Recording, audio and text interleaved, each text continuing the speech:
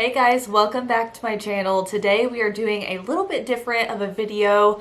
We have a weekend project of putting together some raised garden beds. So I decided to start a garden this year. I've never had one before, but I thought it would be fun, something for Brooks and I to do together, and it's always something that I wanted to tackle, but I just never have. So this year I am going to start a garden. I am so excited. So I'm going to do some simple stuff, but I'm going to share how I made my raised garden boxes that were really affordable. These were not expensive at all, and they really didn't take that much time to make either. So I'll share the whole process of planning out the garden, deciding what I was going to plant, building the raised garden beds, and then getting them into the ground. So let's go ahead and get started. So like I said earlier, I've never planted a garden before, so the first step I took was talking to someone who has had a garden. So I talked to my grandma and I kind of made her my garden mentor, if you will. She's planted a huge garden for years and years, so she definitely had tons of experience. I grabbed a notepad and started writing down ideas and all the tips that she gave me, and I'm going to share those with you today. So she doesn't do raised garden beds. She actually plants hers into the ground, and they cover a lot of area. They live out in the country and they're able to have a huge garden. I talked to her, got lots of tips, and that was the first step. The second step was decide what you're going to plant. So think of things that your family typically eats. What do you gravitate towards whenever you're grocery shopping? Think of recipes and stuff that you need fresh herbs for, that sort of thing, and then decide what you're going to plant. So I know for me, I started out writing a bunch of things that I know we like, and then I researched what kind of soil does it take, what kind of light, how much does it need to be watered, how hard is it to grow these things, are they in a bush form, are they grown from a tree, are they a root vegetable?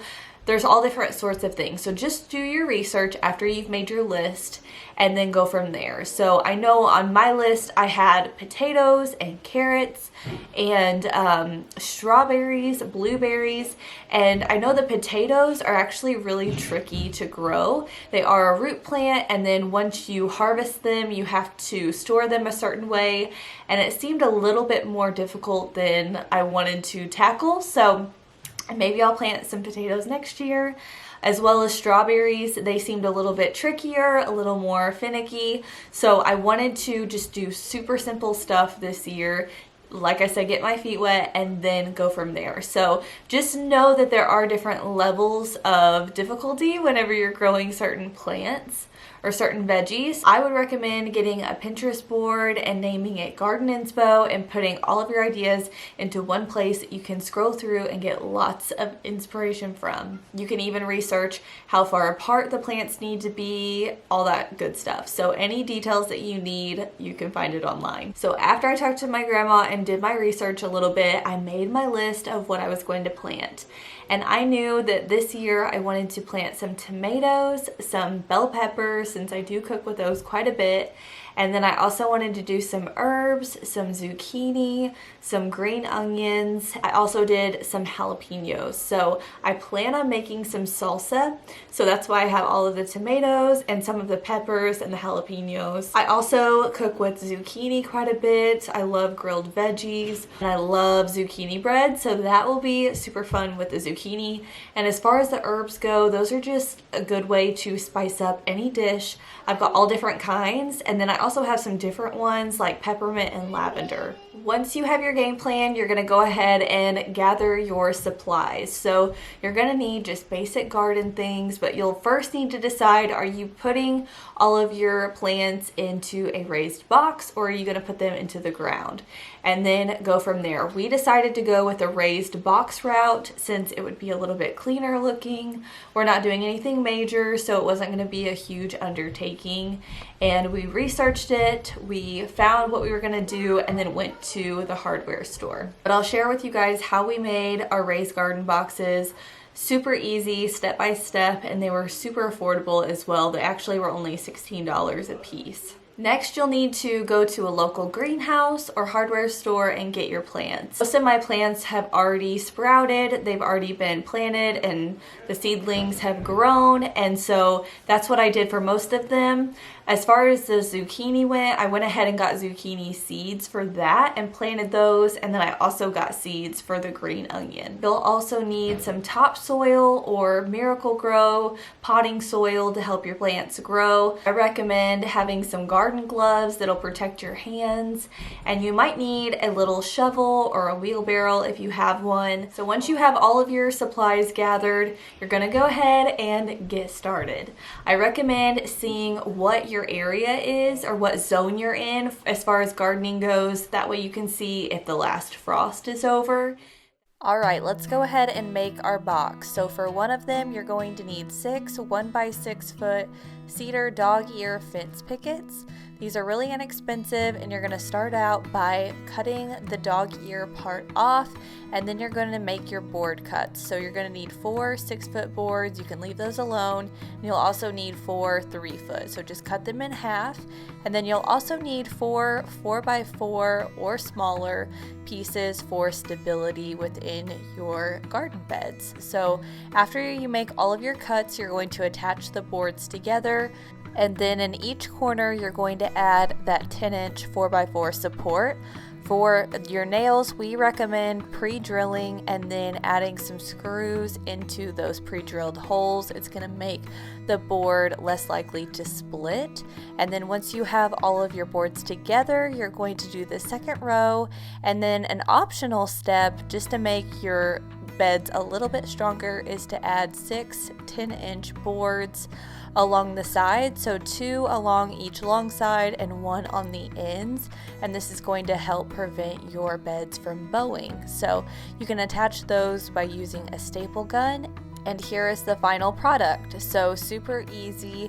The next day we went ahead and put them out in the yard. We just found a spot, and then we put in topsoil, a little bit of Miracle-Gro, another row of topsoil, and then a little bit of Miracle-Gro. So we kind of just stacked it on top of each other. Brooks brought out all of the plants to us, and then we filled up the second garden bed. And in between each of those layers, we did water it, and then they're ready to go. All right, garden is in. I've got some herbs over here. I've got my zucchini right there. And then in the other one, I've got tomatoes and peppers. So I've got lavender here. This is doing really well already. Over here, we've got some rosemary. Our dogs are barking, sorry. We've got peppermint, parsley, some basil, oregano. Over here, dill, and I can't remember what this one is. I'm gonna have to look back, but this one's doing pretty good as well. Then we've got our zucchini. And in this one, I've got my Roma tomatoes. I've got some peppers that are the Big Berthas. And then I've got 2 little jalapeno plants on the end. So it took 2.5 bags of Miracle-Gro of the garden mix. And then I've got half a bag of the potting soil Miracle-Gro, and then we just use topsoil for the bottom of it. So yeah, pretty good deal. Overall, these cost about $16 to make the boxes, and then the soil, the garden mix was $6 a bag at Sam's, and the potting mix was I think $12.88 at Sam's, so not bad at all. While we were at the greenhouse, we picked up some flowers as well. I have these planters already from last year, so we just filled them up with some pretty flowers. We did some potato vines and spikes and really pretty little flowers.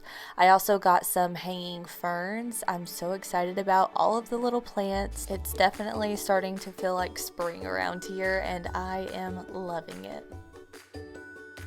Alright guys, that is it for this video. I hope you guys enjoyed seeing how we started our garden, the whole process, how to make the boxes, and then even seeing some pretty flowers at the end. I'm definitely going to add to my landscaping here in the near future and hopefully giving our front porch a spring refresh. I don't know if you guys noticed, but we did make some DIY shutters that are more of a wood toned. They're real pretty stained wood. So I'll be sharing that in a video really soon. And I'm also going to be doing a kitchen renovation video where we put up subway tile and shiplap and even a couple of floating shelves. So stay tuned for that video.